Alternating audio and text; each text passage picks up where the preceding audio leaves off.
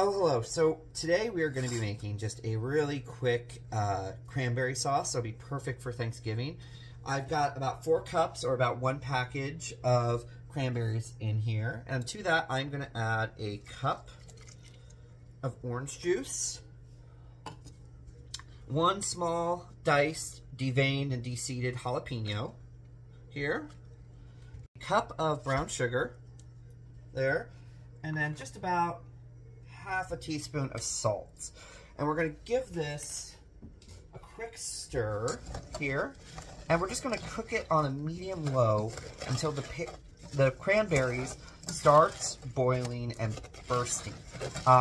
It's really obvious. You will actually hear it when they start bursting.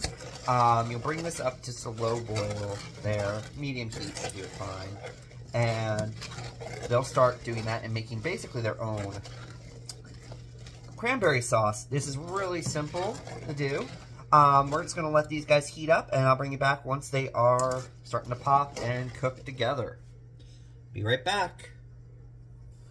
Okay, we are back, and you can see my mixture is starting to boil here, and you can actually see the cranberries are starting to pop, and if you hear it, and if I shut up, you'll actually hear them pop as they're boiling here. There.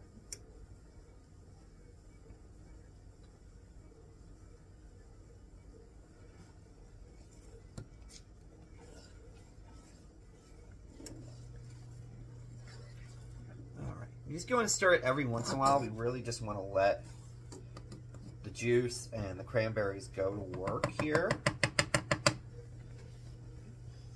Quick trick, if it's starting to boil over from all the sugar and everything, you can always just put a spoon over it, especially if you have a wooden spoon, or even a wooden skewer works as a way to break it up. There, just a fun little trick like that. Just as insurance so you don't boil over and get your stove all dirty, stovetop. And this is a great recipe to make ahead and have ready sitting in the fridge to serve on the day. You don't need to heat it up, and the flavors will just meld better together as they sit. Here we go. We just want to get them nice and soft, and you can see there they're starting to turn nice and soft. They're still firm ones. And you can just sort of cook this as long as you like. If you like a little more cranberry texture, whole berries, cook it less. Otherwise, you can cook it a little longer. I like them when they're a bit soft, because I am a big fan of the jelly. I'm going to turn the heat down just a bit here. Alright, it's getting about where I want it. This is pretty much where I like it, where it's almost a gel. A few cranberries, but nothing too big. There. And now to this mix, we're going to turn it real low there. I'm going to add a small can of pineapple tidbits, which I've got about an 8-ounce can here. Take the liquid out.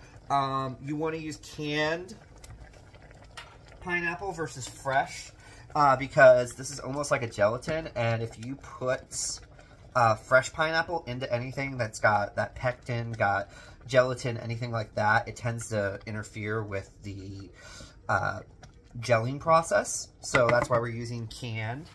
You could just cook it separate and then put it in if you have fresh and you want to use it up, but don't just cut pieces of fresh pineapple and throw it in here at the end. And then to that, I'm adding about half of a large shallot, which will add some flavor in there, and we're just going to let that residual heat break those shallots down just a little bit. It's just going to add a nice little sharpness to counter it and go well with the jalapeno and the pineapple.